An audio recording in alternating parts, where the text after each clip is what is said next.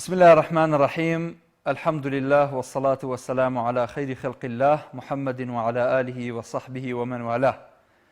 السلام عليكم ورحمة الله وبركاته. بینەران و بیسەران و خۆشەویستانی کەناڵی ئاسمانی پەیام و بەرنامەی دوانگەی خەڵک، سەلام و ڕەحمەتی خواتان لێ بێم کاتەوە هەموو کاتێکتان باش. خۆشحاڵم لە ئەڵقەیەکی نوێی بەرنامەی دوانگەی خەڵک بە خزمەتی ئەوەی ئەزیز و خۆشەویست شاد ئەبمەوە. ئەزیزان و خۆشەویستان، تەوەر و پرسیاری ئەڵقەی ئەم جارەی بەرنامەکەمان ئەوە پرسین: مۆدێلگەرایی یان باڵاپۆشی کامیان شکۆ و ڕەسەنایەتی ئافرەتی کورد ئەپارێزن؟ هەمومان ئەزانین دایکان و خوشکانمان، کچەکانمان و نەوەی ئێستامان زۆر پێویستیان بە سۆز و ڕەحم و بەزەیی و لێبوردەیی پیاوەکانە. بۆیە هەمیشە ئەبینین لە زۆر جار یاخود لە زۆر شوێن و لە زۆرێک لە شوێنە گشتەکان ئافرەتان ڕەنگە بەبێ حیجاب دەرکەون، ڕەنگە بە جلوبەرجێکی نەشیا و ناڕێکەوە جل بپۆشن و بێنە سەر شەقامەکان، بێنە سەر شاشەکان، گفتوگۆ لەگەڵ خەڵک بکەن، لە کاتی چاوپێکەوتن هەندێک دەستەواژەی ناشرین و نامۆ بەکار بهێنن و هەندێک لەو کەناڵانە ڕەنگە شەقام و ڕای بینەر و خەڵک بەلاڕێیا ببن. ئەمانە هەمووی بوونەتە هۆکارێک بۆ لە دەستدانی زۆرێک لە دابوونەریتە جوانەکان، دابوونەریتە کۆمەڵایەتیە هەرە بەرز و باڵاکان لە نێو کۆمەڵگەدا وای کردووە چەندین توندوتیژی خێزانی لێ ببێتەوە، خێزانێک لە ئەوجی خۆشەویستی و لە پڕاوپڕ لە محەبەت و خۆشەویستی لە پڕ ئەبینین لە یەک جیا ئەبنەوە لەبەرەوەی تەقلیدگەرایی هاتووەتە ناو وڵاتەکەمان و هەرێمەکەمان بەداخەوە. من لە دەستپێکی ڕۆژێکی پیرۆز کە ئەمڕۆ معلومی هەموو لایەکە ڕۆژێکی پڕاوپڕە لە خۆشەویستی و ئەو کەسانەی کە حەزیان بە خۆشەویستی ئەم جۆرە ڕۆژانەیە، ئەویش ڕۆژی 2 مانگی ڕەجەبە. ئێمە ئێستا چوینەتە مانگە جوانەکان، مانگە خۆشەکانەوە. مانگی ڕەجەب دوای مانگی ڕەجەب شەعبانە، دوای مانگی شەعبانیش مانگی ڕەمەزانە. بۆیە داواکارم لە خوای پەروەردگار بمانگێنێت بە مانگی ڕەمەزان و عیبادەت و کۆششی مانگی ڕەجەبمان لێ قبوڵ بکا کە ئەمڕۆ 2 مانگی ڕەجەبە. زۆرمان نەماوە بۆ مانگی ڕەمەزان. هیوادارم لەم ڕۆژە مبارەکانەیە زیاتر خۆمان لە خوای پەروەردگار نزیک بکەینەوە و تاعەت و عیبادەتی زیاتری تیا ئەنجام بدەین. هەڵبەتە خۆشەویستانم، لە ڕۆژانی ڕابردوو وەکو بینیمان لە شاری هەڵەبجەی خۆشەویست فیستیڤاڵێکی زۆر جوان، زۆر باڵا، زۆر قەشەنگ ئەنجام درا. چەندین خوشی ئەزیزمان حیجابیان پۆشی. ئەمە بۆ ئێمە سەربەرزی و گەورەییە، بۆ پیاوان باسەکەم. لە مقابلە خەڵکێک چاویان بەمە هەڵنایە، پێیان خۆش نییە، هاواریان لێ بەرز بووەتەوە ئەڵێن فریاکەون، کۆمەڵگە خەریکە بەرەو بە ئیسلامی بوون ئەچێ، خەریکە لە دەستمان دەرئەچێ، خەریکە کۆنتڕۆڵ لە دەست ئەدەین. ئەلمانیەت هیچ کاتێک ئەمەی پێخۆش نییە دڵنیابن.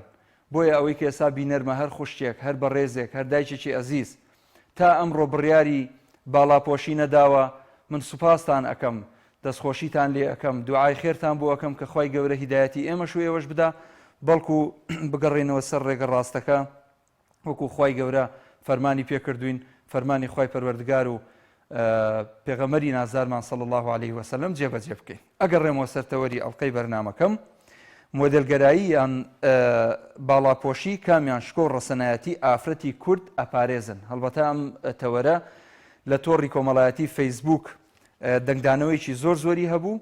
لە ڕۆژانی ڕابردوو هەندێک نووسەر و ڕۆژنامەنووس و چالاکوان و ئەوانەی کە خۆیان بە موسەقەف ئەزانن باسی ئافرەتی ماڵیان کرد کە گوایە متەخەلیفە و داهێنانی نییە و ئافرەتی سەرتەباخن و کۆمەڵێک شت لەم قسانە.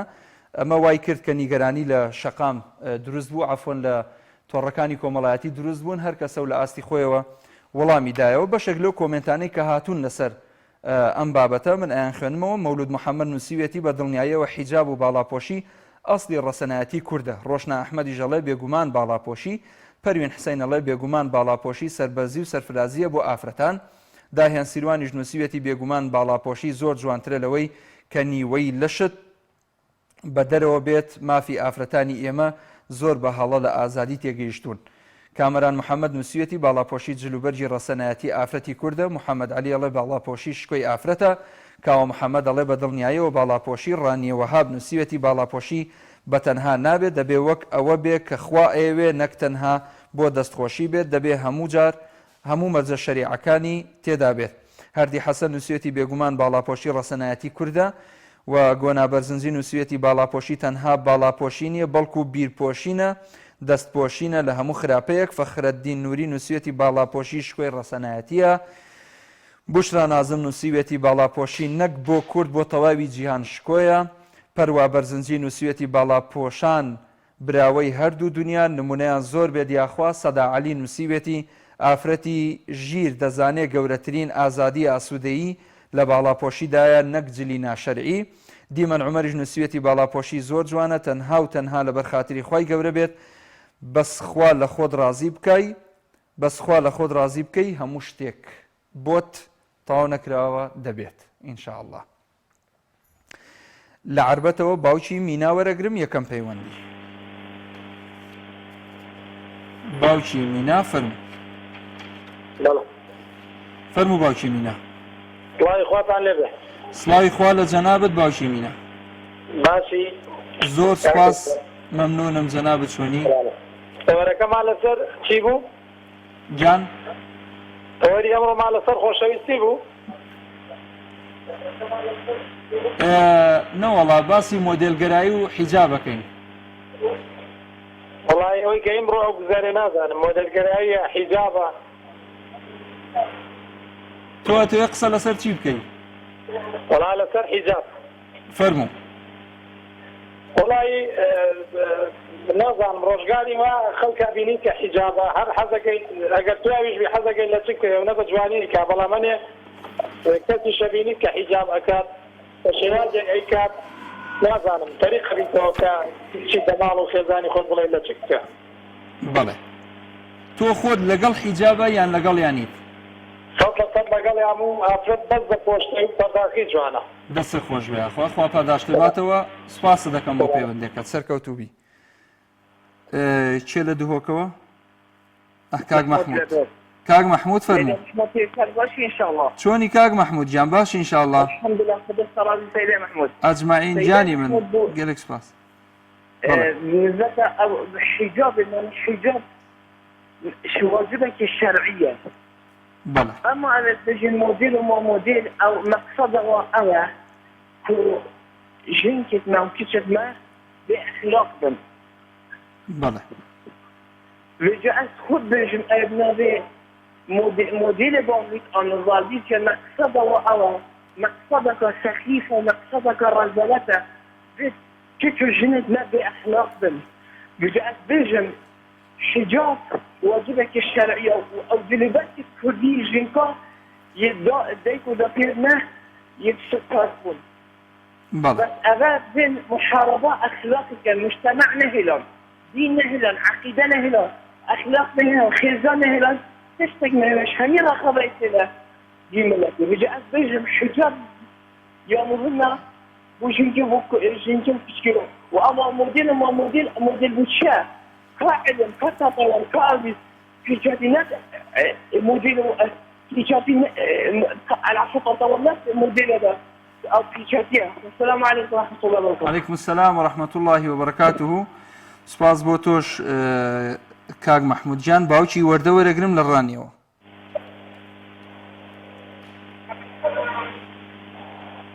باوکی وەردە. السلام عليكم براكم. عليك السلام ورحمة الله وبركاته. زۆر سپاسم کاکە دەستخۆشی و بەرنامە جوانەشتان لێ دەکەم. لە خزمەتتان برای جان سپاس دەکەم. کاکە وەڵڵی ئەو تەوەری گێفداتان ناوە شتێکە هەر نمونەیەکە یعنی بە قورعان سێرە خەڵکی بەزۆرێک بیر لێ دەکەنەوە. بەڵێ. زایوەدنا کاکێسە زۆر جار هەیە من دەبینین ئافرەتێکی باڵاپۆشی سم بۆ خۆم بڵێ زیاتر زۆر دەگەڕێم گە ئەو ئافرەتی دەبینن باڵاپۆشە سێن بەخوای گەورە لە خۆشەکانی خۆمی فەڵەستین و خۆشەویست ڕادەگرم ئەو 10,000 ڕەحمەتش بۆ کەسەی دەنێن کە باڵاپۆشەکەی پێدەخشیوە تێدەگەی کە خدای گەورە شەودا لەوە تەربیت دایک و باوکشی بێ برا جوانەکەم دینی ایمانی ئێمە بە چییە؟ دینی ایمانی ئێمە بە ڕەوشت بە قورئانە قورئانی ڕێگای بە چی داوە هەر باڵاپۆشی و بە حیزابکردن یعنی ئافرەت وەڵڵاهی نەخشێکی جوانتری لێ دەکەوێت نەک هەر هیچی لە سەریان نەبێ و بەنوعێک بڕوا بە سفوری بڕوا زۆر دەستخۆشتان جانی منی باوکی وەردە حەسی هەیە خوای گەورە پشتیوانیان بێ هەرموو باڵاپۆش ئینشەڵڵا عەزیزی منی سوپاس دەکەمەوە پێوەندەکەم جانەکەم دەست و چاوت خۆش قوربانتم مەمنونم خوا لەگەڵ خوافیز کاک ئازاد وەرەگرم لە کەلارەوە کاک ئازاد فەرموو جانەکەم کاکی گیان سلام علیکم وعلیکم السلام ورحمة الله وبركاته باشی وسادیان یا ڕەبی بێەوەی بێ لەخوا بەزیاد بێ قوربانم سەبارەت بە مۆدێلگەراییان باڵاپۆشی کامیان شکۆ ڕەسەنایەتی ئافرەتی کوردە پارێز ئێمە گەلێکی میلەتێکین بە موسڵمانەتی سوپاس بۆ خوای گەورە لەدایک بووینەوە ئێستاش هەر بۆ شەوەی ئەژین ئینشاءڵڵا ئینشاءڵڵا سوپاس بۆ خوای گەورە وەڵاهی من خۆی بێگومان لەچکردن یانی ئیسلامی جامی سەربەردی ئینسانێتی ئیسلام خۆی بەرنامەیەکە منهەجێکە بۆ ئینسان چۆن جوان بژی لەسەر زەویە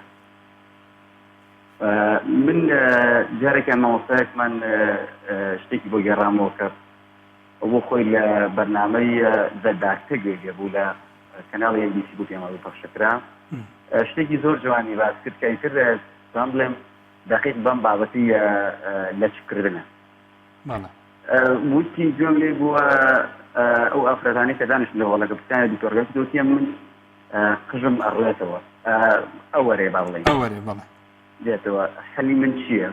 حەسبی ئەوەی کە جارە حەلدانرێ بۆ کێوان کۆڵێ بەکارێن و دەرمان وڵاتانە بەکارێن حتمما نەمانی بەکارێ ناوە دیارە حەل نەبووە لەم تاوتیە پێشنیار بۆ جەناب دەکەم کە لەچک بکەیت واتە سەرپۆژە شتێک بێ بەسەردا یعنی سێرکە لێرەوە دەرەکەوێت کە ئافرەت خوا دروستی کردووە ئەو دکتۆرە تەبعاً پسپۆڕ بووە لێرەوە دەرەکەوێت ئافرەت دەبێت شتێک بەسەریەوە بێ بەخواتە قژی داپۆشراو بێ بۆ پاراسی لە وەرینی ئەو قژە یانی بە پێچوانەوە کە تۆ سەیرەکە ئینسان زۆر جار لێرە کەسێک بین ئەڵێ ناتوانم پیاومە بەستم شتێک دەم بەسەرمان لەبەرەوەی قژم بێتەوە ئەوەرێ لەمە لە پیاوە بە پێچوانەوە لە ئافرەتە دکتۆرەکە پێشنیاری بۆ کردووە کە لەچک بکە بۆ چکە خوای گەورە بەو شێوەیە دروستی کردووانی ئەساسە ئینسان یان لە ئیسلامە هەر شتێکە فەرز کراوە حکمەتی تایە گومانی جانی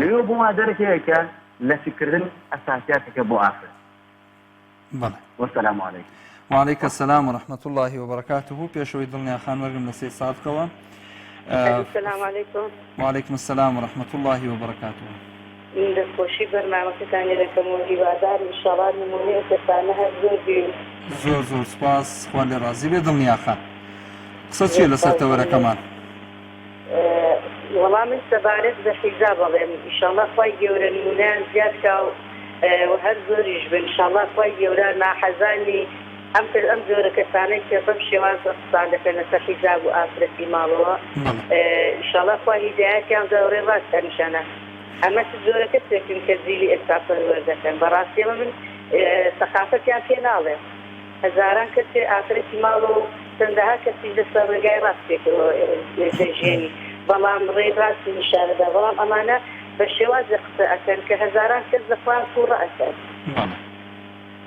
بەڵێ من مادار ئینشاءڵڵا دەستخۆشی لەو کەسانە دەکەم کە یارمەتی داون و وای گەورە سەربەرز دنیا و قیامەتیان کە ئینشاءڵڵا هەر نمونەیان زۆر بێ و ئینشاءڵڵا هەر ئیسلام سەرکەوێ و باڵاپۆشی سەرکەوێ ئینشاءڵڵا دەست و چاوت خۆش بێ سوپاس دەکەم دڵنیا خان پەیوەندەکانمان بۆ ڕاگرن تۆزێک کۆمنتە خوێنمەوە ئازێر نەبێ یەک دەقە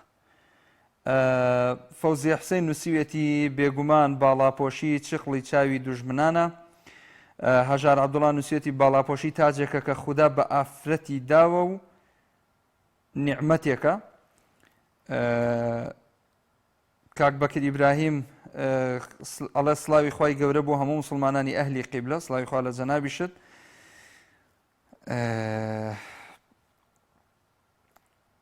وەستا ئیسماعیل دەستخۆشی لەو خانماناکە کە باڵاپۆشن و مەریوان حەسەنیش نووسویەتی هەموو شتە بە نرخەکان دا ئەپۆشرێن لە پێناوی پاکپاراستن و جوان هێشتنەوەیان. سەید ئاراز کەوڵۆز نووسویەتی باڵاپۆشی، کاک بەکر ئیبراهیم نووسویەتی کاکە ڤایبەر دابنێن با ئێمەش لە هەندەرانەوە بەشدار بین. نازانم ئەگەر ڤایبەرەکە ئیشەکە هی ئەو ژمارانەی کە هەیە یاخود نا. ئایان نووسیوێتی باڵاپۆشی تیرێکە بۆ ناوچاوی ناحەزان.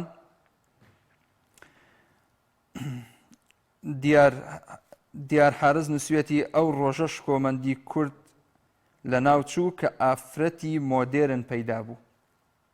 ئەزانم یەک دەقای سەوەرێگرم پەیوەندێکە.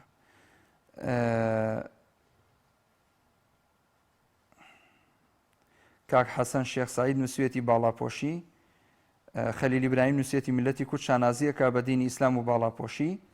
کاک کەریم دەستخۆشیەکە سپاسێکەین.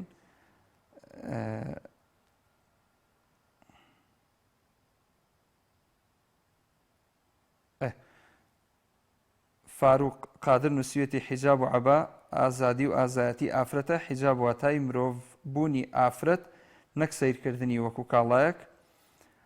فاتمە حاجی نووسویەتی ئەلحەمدولله جەزاک الله خەیڕەن، سوپاسدانەکەین. لێهات سەلاح نووسویەتی باڵاپۆشی جوانترینە بۆ ئافرەت. خاتوو پەریدەریان نووسویەتی کۆمنتە خوێننەوە، بەڵێ بە دڵنیاییەوە ئەی خوێنینەوە، ئەوە کۆمنتەکەی تۆشمان خوێندەوە. سەروەن دەستخۆشیەکە کاک ئیسماعیل سپیسەر نووسویەتی حیجاب جوانترین پۆشاکە، دەستان خۆش بێت. کاک بەکر سپاس بۆ کۆمنتەکەت، ناتوانم بیخوێنمەوە ئەگەرچی مەدحی باڵاپۆشانەکەی، بەڵام قسە بە تەرەفەکەی تر ئەڵەی بۆیە نایخوێنمەوە، داوای لێبوردنەکەم چونکە وشەی ناشرینی تایە. کاک ئەکبەر محەممەد نووسویەتی باڵاپۆشی جوانترین ڕەوشتە. زرار مەحموود نووسویەتی باڵاپۆشی سیمای خوشتی مسلمانە. عوسمان چنارانی نووسویەتی باڵاپۆشی شکۆی ئافرەتە. پەیوەندیم بنێ. کێم لەگەڵ بوو؟ کاک بیلال کێم لەگەڵ بوو؟ کاک سۆران لە چەمچەماڵەوە. السلام عليكم. عليك السلام ورحمة الله. كاك سوران جان. كاك محمود باشي. شلوني كاك سوران جان؟ تو باشي شكر. سپاسك عندك باسا. والله الحمد لله الأخوة بزاد بزور باشين زناب باشين إن شاء الله. سلام يا ربي. عزيزي يا إبراهيم جان فرمي. والله براد لسر توري برنامج مقدس وصال لي هم. في حجاب أو عيب لسر يعني خايف الديار واجبي كله وقت في غمر إخوة أمريكا بخيزانة كانت بكشة كانت وعفتاني بابا دارج بلاك خوان بوشتن وآبا كان يمكن. والله يعني اشتاق هيك أم حجاب قراء يعني آباء شرعي كآبائك كبيت أفسد فيك وقو أوي كابري قدار نبيس ندغاشيف نبي بداخل أم حجابي أمره كأكريت رانق ناوي حجابي الزوجة باورك يعني من شيء يعني قد دور بيك نجان أو غلط أو ديك إما أو حجابي أمره سنجمع راكي شيء رانق عفرتك شيء مصافي وانا يعني يعني بقى أبيت شرعي بيت حجابك بطوامتي يعني حقي خوي فيه بدلت تصدق تلق نبي يعني بالشواز هيك بيت يعني لكنا خوابك فيه ومش طالع شي قرين يعني عفتان في توحيدي خوابك فيه يعني سيدي يخوابك بكين طاشان انت خوي قناعتي بودلوك عبايك شرعي بكاس يعني من تقوش لهكذا كم كهانجازك بالنسبة أو كوا جاب لبني مش كانوا زي كان مع الشيرين كاس طبعا يوادارين رشاوي أو خالانش بكن كاس حجابك بطاعتي شرعي بيت نكتنها نارك بيت يعني تنها بو تنبوجك بيان قناعتي طاعتي بيانا يعني شتي تر يك إضافة وما يك إضافة يعني بو نمونا زور أمشتر ويدا لنيو كومالجا لان خوشتان مانوا وتيانا إما حجابين بلان لكاتيكا مناسبة درست به ئاهەنگێکی دەرچوونە ئاهەنگێکی بووک و زاوا گواستنەوە ئەوانەیە یەکسەر ئەڵێ قەیچێکە بە هەر ڕۆژێکە یان هەر سەعاتێکە بە ئەم حیجابە نەبێ وانە زۆر ئەمە خەتەرە ئەمە باش نییە بدە ینی بەڕاستی زۆر لە پشتان دەرکانی ئێمە وەقتی حجابن بەڵام لە ئاهەنگ و بۆنەکانە بەداخەوە ئەو قەفەڕن و حجابەکان بەلا شەڕەوە ئاساییە تەبعان یانی ئینشاءالله ئەوەی کە سەیرمانەکە ئێستا و گوێ لە قسەکانمانە پشتیوان بەخوای گەورە ئینشاءالله ڕێگە ڕاستەکە هەڵەبژێرێ و لە هیچ مناسبەیەکە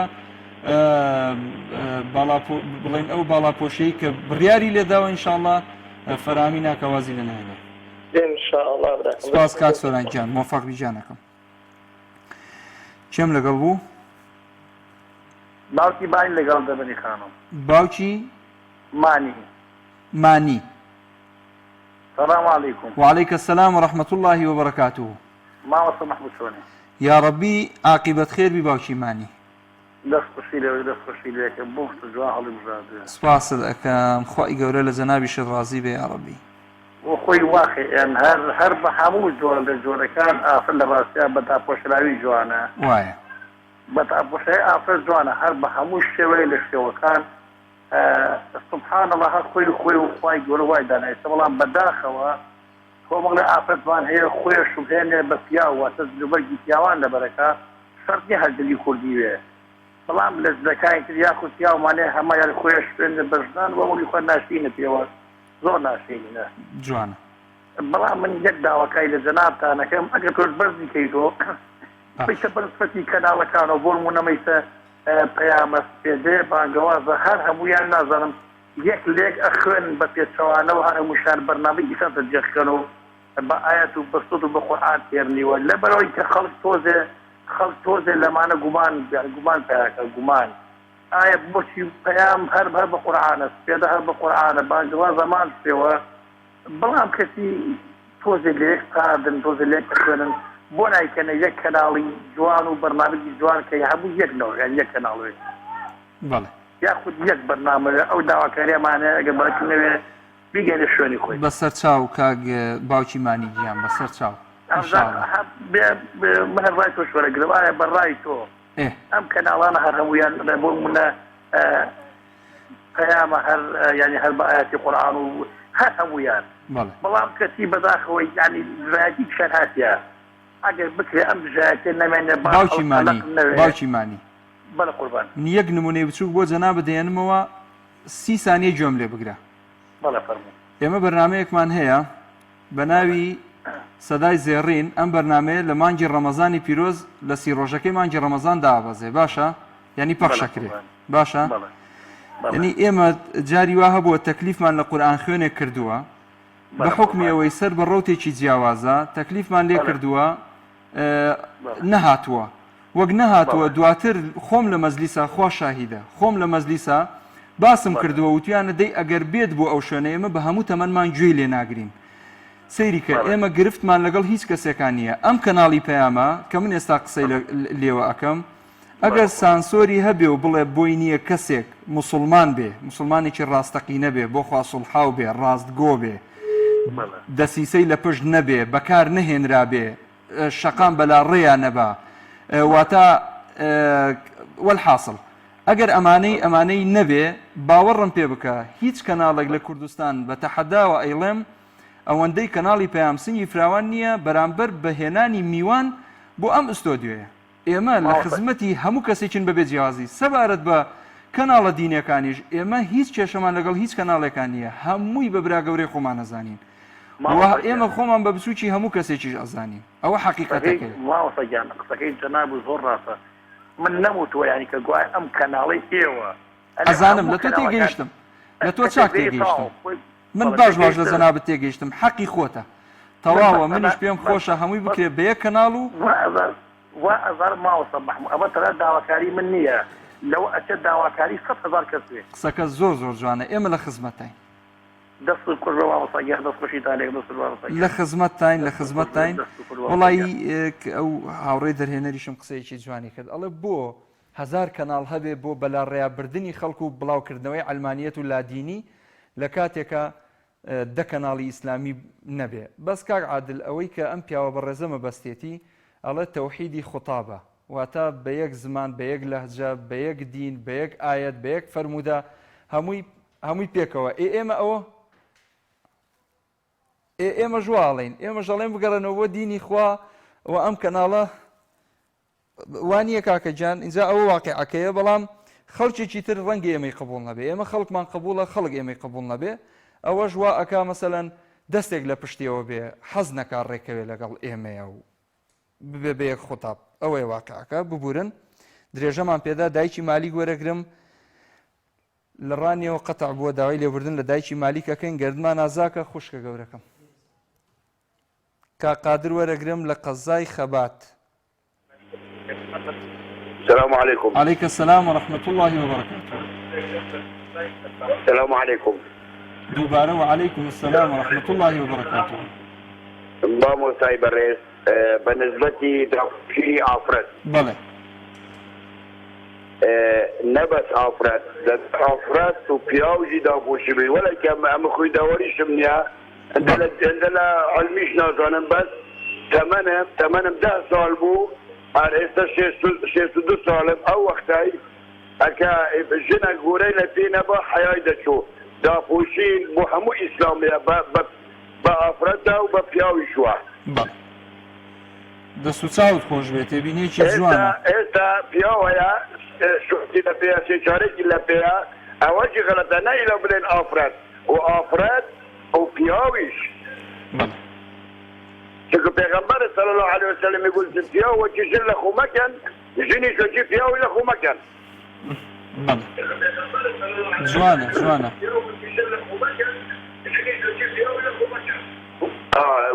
إنشاءالله هر دين إسلامي سركوتيا إنشاءالله قرآن سركوتيا وكلام لا إله إلا الله محمد رسول الله وزور سپاس إنشاءالله سپاس بۆ جەنابیشت سپاس دەکەین کاک قادرجان لە خەباتەوە کاک بیلال وەرەگرم لە هەڵەبجەی شەهیدەوە. سڵاو لێوێ براکەم. سڵاوی خوا لە جەنابت کاک بیلالجان. باشی بەساقم کاک مەحموودجان. خوا لێ ڕازی بێ براکەم الحەمدولillah. دەستخۆشی لێ یەکەم بۆ بەرنامەکە برای. سپاس دەکەم زۆر مەمنونم.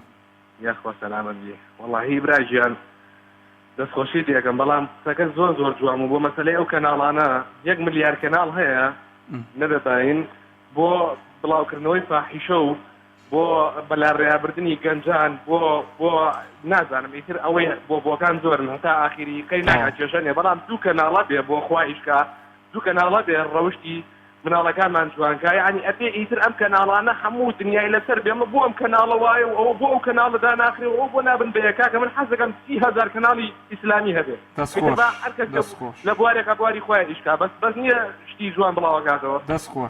دەستخۆش بۆ مەسەلەی حیجابیش دەستخۆشی لەو هیرانەکەم و ئافرەتانەکەم بەڕاستی جێگەی شانازین بەس کاک مەحموودجان لە ئەمریکا وابزان نازانم ئەگەر ئەو لەقتەیە ئێستا ئەگەر خەڵکی ژەگەر گوێ لێم بێ ئەتوانن لە یوتیوب ئەو لەقتەیە دەرکەن لە ئەمریکا بەهینە کرا لە وەکو چۆنەڵێن تاقیکردنەوەیە کرا ئافرەتێکیان هێنا من خۆم ئەوەم بینیوە بە چاوی خۆم بۆی ئێستا بۆ تێ باسەکەم ئافرەتێکیان هێنا لە شوێنێکی مەحدودیان بۆ دیاری کرد بە سفوری بڕاتە ئەو شوێنە یعنی لێرە بڵێن بۆ شوێنێک ئافرەتێک بڕاتە ئەوێ تقريبا لو ما ويا نازل شنطة تعليق يعني خلق يعني فيها كدو تعليق اللي يدراو يعني زور تحرش عن برام بركز هر عيني افرد هنا بحجابات هر عيني افرد بو عيني شلون تاعو شلون الرشد يكس كيف يقول يكس ايش كسكب بدينا جيوت كسكيب اسلامه يعني اما حر خوي بو خوي جلي شرعي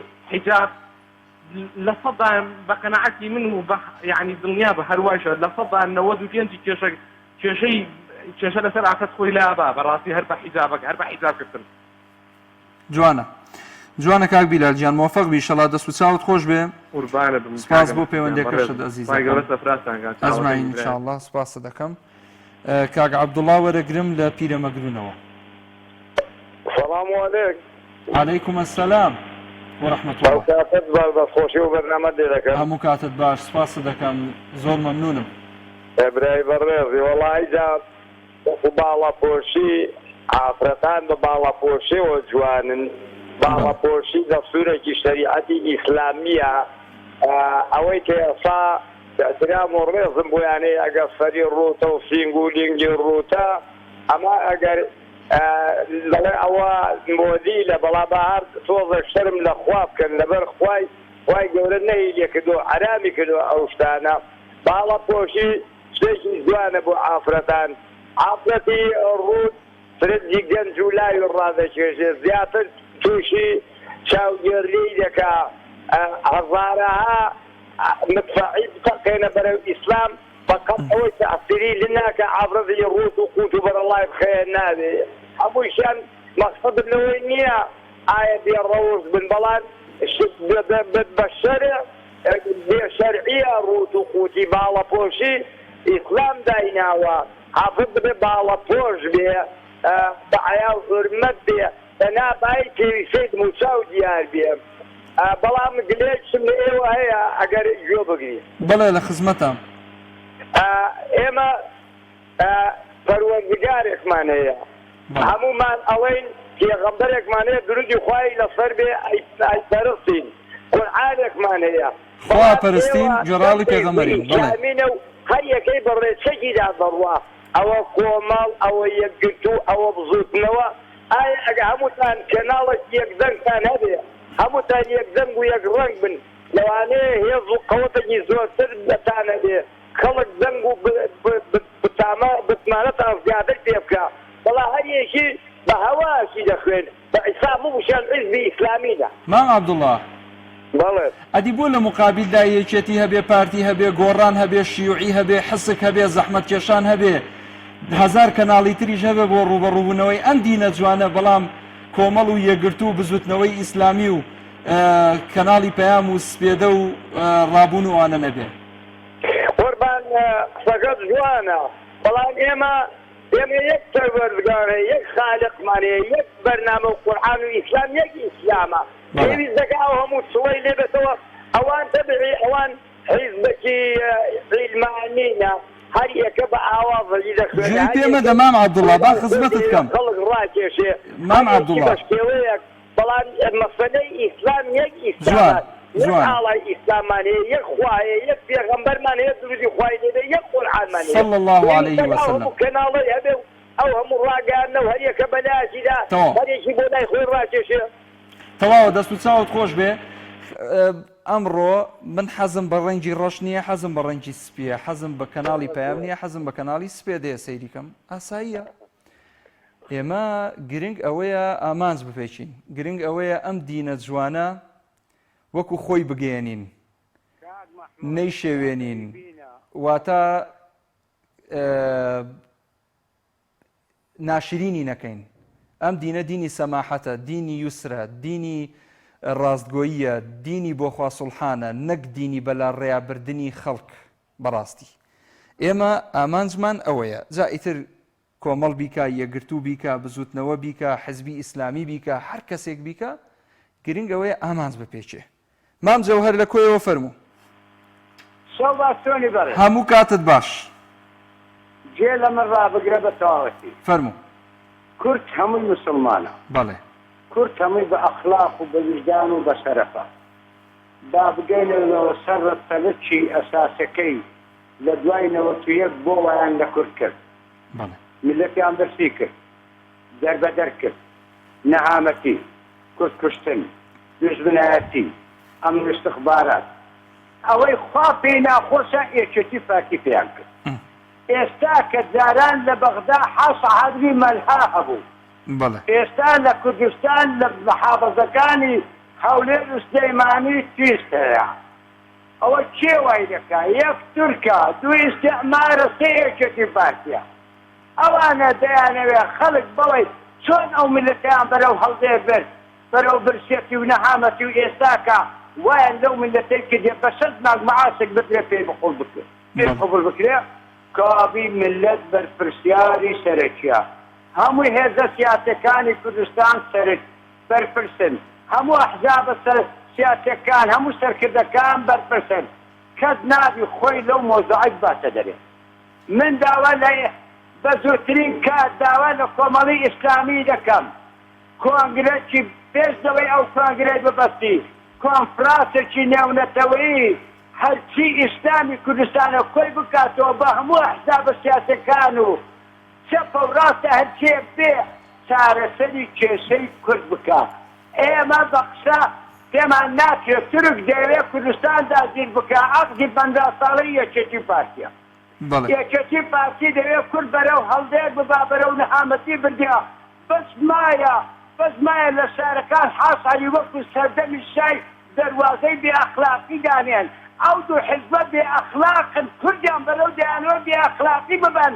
دەبێت بە سووترین کار کورد بێتە سەر دادەی ئەو غەڵەتە ئەو تەعادای قبول نەکا ئەو داهێزە سیاسەکان و ئیسلامیەکان دەبێت داوا لە مەلا عەلی دەکەم بتە بەغدایە داوا لە سەرۆکی حکوومەتی کۆمار کە کورد تا ئێستا لە دوای ئەوەی کە لە کۆیە دەسوراوە دەر پەیدا بکە ئێستا کوردستان نابینی بە فواد مەعسیر مشتەوە بە کازمیر بە هەموو حزبی داوە هەرچی حزبی سیاسی بە ئەندام پەرلەمانەکانی عێراق و کوردستان بێن بە سووترین کار لە کوردستان لە لەناو هەولێربی لە لەناو سلەیمانی بی لە هیچ شتێک نەبی لەناو قەزای ڕانەبی لەناو مەڵبەندی ڕاپەڕینی کورد و کوردستان و شەرەفی کورد و کوردستان بی عەلەوێت چارەسەری کێشەی کورد بکات ئەو کاتێ هەر هێزەکی سیاسیە هەر حزبەکی سیاسیە هەر سەرکردەکی سیاسیە دەبی عەلەوێ خۆی ڕاست بکاتەوە کێ زڵمی لەو کوردێک کردێ دەبی عەلەوێ دەرێ دادگای گەل هەبی دەبێ لەوێ دادگای بەڵێ زۆر سوپاس هەروە بەرەو هەڵدێر دەڕوا کارە ساتە دەڵێم عەیامێکە خەتابارین کورد بۆ یەکتر هەر زۆردارین شێوەی دژمن زرک و داڵین بۆیە گەیشتین بەو ڕۆژە کوردە بۆ یەک گوڵە بە ڕۆژە بۆیە کوردێ چارە نووسە هەمووی لەسەر یەک جاسووسە کوردستانە گوناحە کوردستان خاکمانە کورد بێ خاک بێ ئەوها دوانە کوردە تێبگە دژمن ئەوە شاری خۆمە لە داوای لە بردن دەکەم بەڵام بەسەرین کات پێش کۆنگرەی بە عومەری سەر عەلی دەبی بێ بە مەسعود بارزانی بە کوڕانی شێخ دەنگی بە هەمویان دەبی بێن بە حەمەی حاتم مەحموود و هەرکی هەیە لە ماوێدا نەنیشتن عەیبە شەرمە ملت برسیە ملت قەردارە هەروە کورد بەرەو کۆمپانیا دەبن ئەوە دەستی ترک لە کوردستان درێژ دەکەم بە یەکێتی پارتی هەتا پارتەی کوردستان سەرەتی کوردە 50 ملیۆن کوردمان هەیە گوناحە عەدالەت کورد بکرێ هەر سەرکردەکی سیاسی بەرامبەر کورد خیانەت بکە سەرەتی نییە ناموسی نییە وجدانی نییە ئەخلاقی نییە کورد لەو سەرکردێ پیاوترێژە سپاس بەحەفیز خوا لەگەڵ مام جەوەر زۆر سپاس کاک ساڵح وەرەگرن لە شاقۆڕە ئەلۆ کاک ساڵح گیان فەرموو ئەو کاتت باش هەموو کاتت باش گیانەکەم باش قوربان زۆر سپاس جەنابت باشی ئینشاءڵڵا زۆر سپاس وەڵی ئەمن دیارە جیاواز لەو خەڵکانە بیر دەکەمەوە بەڵێ دیارە ئەوەی کە بازیەوە دەکەن من ئەو 6-7 کچە مۆدێرانە دێنم دەکەنە شتێکی سەرشاشە و یاخود ئەوانە دژیان دەوەستنەوە یاخود ئەوە من نا دژی ئەو کچە مۆدێرانە منە ئەبۆش دڵخۆشم کە دوێنێ لە هەڵەبجەی شەهید کە ئەو تۆلە کچانە ئەو جلوبەرگیان لەبەر کرد بوو ئەگەر ڕاست دەکەن ئێمە کوردین ئەو چارۆکەی کە داکەم لەسەر شانی دەکاوەر ئەو جلوبەرگە کوردی ئێستانەوە بە باڵاپۆشی نازانم ئەوە بەتر کوردن و بە عەرەبکردنی دەزانم جلی کوردی ڕەسەنی کوردی دەتوانم بۆیم لە تەواوی دنیایەوە خەڵک شانازی پێوە دەکات بۆن مونە ئێستاش داکەم کراسێکی قوڵی لەبەردایە کە 4 مەتر کە لەبەر پشتین دێنێت کە بەری زەو قاتەکانیشی دەگری بەڵام ئەو باڵاپۆشەی کە ئێستا تو دەبینی دوێنێ سەری کەناڵەکانت کرد با فۆکسیان دەقسە سەر کچە جوانەکانیان نیشان دەدا ئەدی ئەوەی دەڵێتە ئەزیزی من ئێمە بۆنێ این چاوەکانمان بگرین ئەگەر خۆمان بە موسڵمان دەزانی بۆ دەبێ خوشک و داچی ئێمە خۆ لەبەر ئێمە بشارێتەوە بۆن من ئەوانە لە ترسی چه خۆیاندا دەپۆشن لە ترسی خەڵکە لە ترسی موسڵمانە خۆ لە ترسی کافر و شوێنەکە ئەوە نییە ئەوەی کە لێرەدا هەیە لە وڵاتی ئێمەدا با ئێمە هەوا بدەین مرۆڤەکان ئەوانەی کە خۆیان بە موسڵمان دەزانن یعنی سەیری خەڵک نەکەن یعنی ئێستا بۆن وەرە لە ئەوروپا سەیری سەر بەحرەکان بکە کچ و کۆڕ بەڕوت و قوتی لەسەر خیابانەکان لەسەر نێوانی بەحرەکان هەمووی خەوی لێکەوتە هەمووی پاڵی داوە هیچی خەریدەی سێکسی نابزوێ بۆ لەبەر سیستەمێکەیە یعنی لەوێ یعنی لە هەموو شتەکاندا خاوەی بوونەوە بەڵام لە وڵاتی ئێمەدا بۆ دەبێ موسڵمان هەموو چاوی لەسەر فۆکسی لەسەر ئافرەت بێ ببینی لە شولاری چەند جوانە باڵای چەند جوانە باوەڕ بکەی ئەو جلێکە ئێستا لەبەری دەکا ئەو خانمە پێی جوانتر و ڕازاوەتر بووە بەڵام دابێ جلێکی وەکو دایکم لەبەر بکە ئەو چارۆکەیە و ئەو کۆڵەکەی کە لەسەری دەنێ ئەوە باڵاپۆشیە نەک ئەو باڵاپۆشەی کە بە تورک دەکرێ و ئەوەی کە بە ئەردۆغان ئەوان ژناوی دەبەرێندا هەموو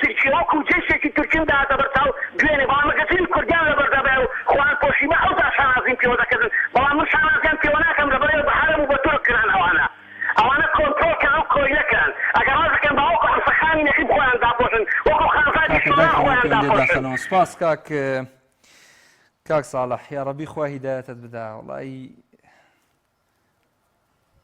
هیچ نەڵێن باشتر، پێم وتراوە هیچ نەڵێم. با بچینە لای باوکی سۆزی لە کەلارەوە. خوا هیدایەتت بدا کاک ساڵح، یا ڕەبی داواکارم لە خوای پەروەردگار خوا هیدایەتت بدا، خوا بتجێڕێتەوە بەسەر ڕێگەی ڕاستی ئینشاءالله، خوا ڕەحمەت پێ بکە. باوکی سۆزی فەرموو عەلەیکم سەلام وەڕەحمەتوڵڵاهی وەبەرەکاتوه. کۆدی گفتوگۆ بە سڵاو دەبێ هەرچە جێوەڕی و بەردی تێ بگرین بەردی وڵاتمان گشت گڵاو دەبێ. بەڵێ باڵاپۆشی هەم مۆدێلێکی کۆن و نوێو داهاتووشە بۆ ڕابردوو بۆ ئێستا بۆ داهاتووش هەر باڵاپۆشی چارەسەرە لەبەرەوەی ئەمری خوای گەورەیە. لە باڵاپۆشی زیاتر یا کەمتر خوای گەورە قبوڵی ناکات، زیاتر بێ ئیسراف و زیادەڕەویە ئەچێتە خانەی گوناحەوە، کەمتر لەوە دەچونە لە ئەمری خوا. بۆیە خوا چی ئەمری کردووە هەر ئەوە نوێیە، لەوە نوێتر دەست ناکەوێت. بۆ داهاتوو بۆ ڕابردوو بۆ ئێستا هەر باڵاپۆشی چارەسەرە، تر ئەوانی تر هەر شایانی باسکردن نی، هەر شایانی باس نین، هەر کەناڵێکیش دوور بێ لە باڵاپۆشی هەر شایانی تەماشاکردنیش نییە، هەر شایانی ئەوە نیە باسی بکەیت و بازاری بۆ دروست. جوان دەست و چاو خۆش بێ. بۆیە بەخوای گەورەتان ئەسپێرم و عزیزی ئێمەی زۆر سپاس باوکی سۆزی، خوا لەگەڵ بێ، خوا حافیزە بێ. بەردەوامی لەگەڵتان خۆشەویستان. دیارە کۆمنت هەیە، باو کۆمنتانە بخوێنمەوە. کاک عەبدوڵڵا تەها نووسێتی باڵاپۆشی، کاک باوە ببوورە ڕەوا بەزنجی نووسێتی ئەوە دەستی جوولەکەیە هەموو دنیا و هەموو دنیای گرتیتەوە، ئاخیر زەمانە ئێستا ئەڵێ بەس دووربی لە دینی ئیسلام، کەس ناڵێ ماڵە لەشوێ. پێغەمبەری خوداش درودی خوای لەسەر بێ تا ڕۆژی دوایی دەفەرمێ ڕۆژێک دادێ دین وەکو پشکۆی لێ دێ ڕێک ئەوە ئەو ڕۆژەیە کە تایەدا دەژین. کاک هەڵمەت دێمەکاری نووسیوێتی، هەڵمەت دێمەکاری ببورن، باڵاپۆشی ڕەمزی ئیسلامیەکانی کوردستانە. وەڵا ڕەمزی هەموو میلەتی کووردە بۆ هەر ئیسلامیەکان. لۆڤار نووسیوێتی حیجاب تاجی ئافرەتە. سەرباز نووسیوێتی بژی حیجاب سەری ناحەزان یای لەبەرد. باش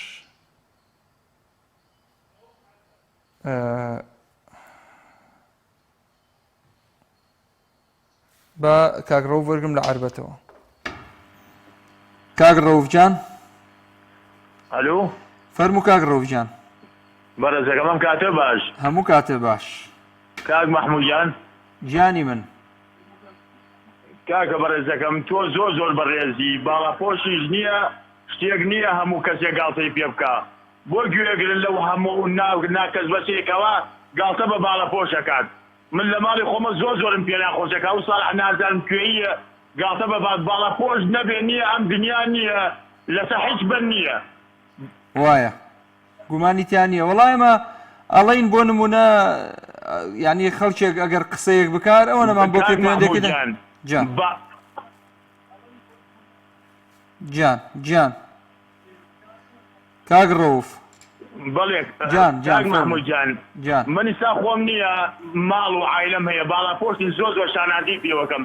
بەس خەڵکێکیشە بینم کەەوە ڕوتو ئەو خەڵکە نازانم چێ ناگەین لە باڵاپۆشی معنای چی. هیدایەت دوعای خێریان بۆ بکە خوا هیدایەتیان بە.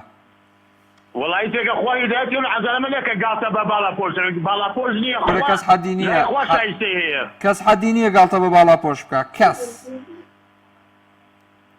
کەس حەدی نییە. هەڵبەتە ئەوەی کە باڵاپۆشیش نییە هەر کەس حەدی نییە پەنجەی بۆ ڕاوەشێنێ لە حزوری ئیسلام.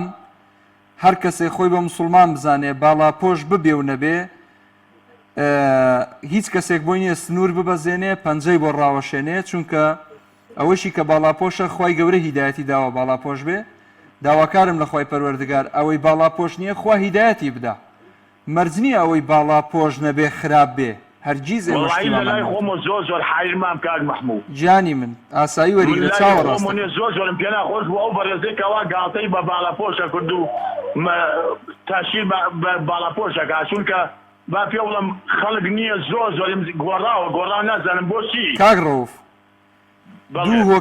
دوو هۆکار وای کردووە خەڵک بگۆڕێ یەکەم پارە لە لای ئەلمانیەت و بێدینەکانە دووەم ڕزقی حرام کە ئەمە واکە شیرازەی کۆمەڵایەتی تێک بدا چاوەڕاستەکەم ئەو کەناڵانەی کە بە ملیارەها دۆلار دانراوە و تەرویجی ئەلمانیەت و کوفر و بەلا ڕێیابردننی خەڵکەکە ئیشەکە شەو و ڕۆژ وەکو مەچینە ئیشەکە لە مێشی خەڵک ئەوەی وای کردو ئەم خەڵکە بەلا ڕێیا بچێ ئەگەر من و تۆ لە خۆمانەوە دەست پێ بکەین بین ڕیزبەندی کەناڵەکان ئاوا پێیا بین بزانین کامی بەسوودە بۆ کۆمەڵگە کامی بەسوودە بۆ خێزانەکانمان ئەیهێڵینەوە ئەوەی بەسوود نییە بیسڕەرەوە غەڵەتە بوونی هەبێ لە سەتەلایتەکەتا بوونی ئەو کەناڵانە وەکو بۆمبێکی تەوقیت کرا وایە ڕۆژێک لە ڕۆژان پیاتا ئەتەقێتەوە ئەزانی قەسم چی بوو کاک محموود کەناڵەکان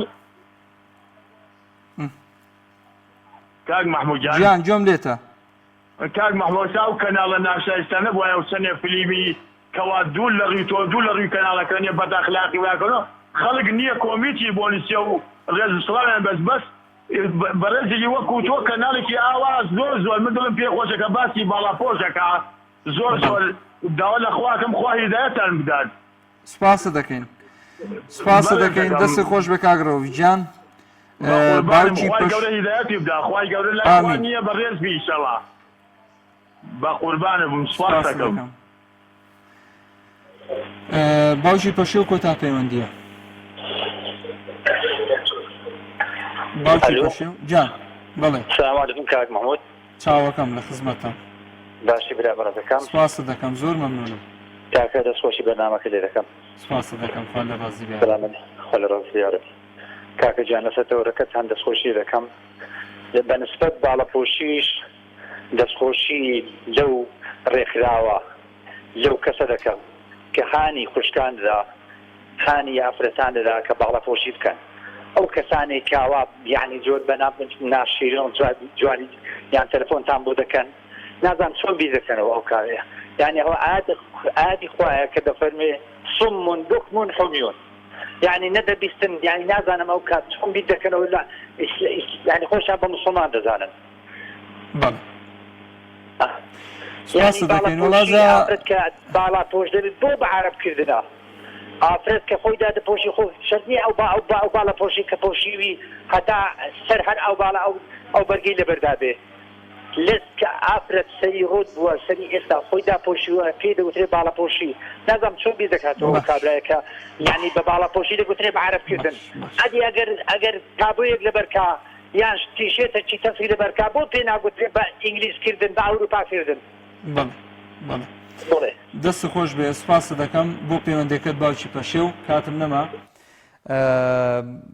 سپاسی بێپایانم بۆ هەمووی ئەوەی ئەزیز و خۆشەویست کە بینەر و بیسەرمان بوون ببوونن لەوەی کە ئەو کۆمنتانەی لە کۆتاییدا هاتوون نەمخوێندنەوە فریان نەکەوتم داواکارم لە خۆی پەروەردگار هیدایەتی ئێمە و ئێوەش بدات دووبارە پیرۆزبایی لە سەرجەم ئەو خوشکانەکەم کە باڵاپۆشیان هەڵبژاردووە و تاجی زێڕینیان لەسەر ناوە و داواکارم لە خوای گەورە ئینشاء الله هیدایەتی ئەوانەش بدا کە تا ئێستا ئەو بڕیاریان نەداوە و بەخۆیان نابچنەوە و ئینشاء الله گومانم لەوە نییە کە ئەوەی نیەتێکی پاک و جوان و باشی هەبێ بۆ هەڵبژاردننی ئەو بڕیار و ڕێگەیە پێی دەگا گومانیتیان نییە و جوانترین شت لە ئافرەتە کاتێک ئەیبینی بە حیجابەوە و بە ڕێکپۆشیەوە و باڵاپۆشە الحەمدولله ئەوە ئیتر تاجی زێڕینی ئەو خوشک و ئافرەتانەمانە کە ئێمەی کورد دەبێ شانازیان پێوە بکەین وەکو میلەتێکی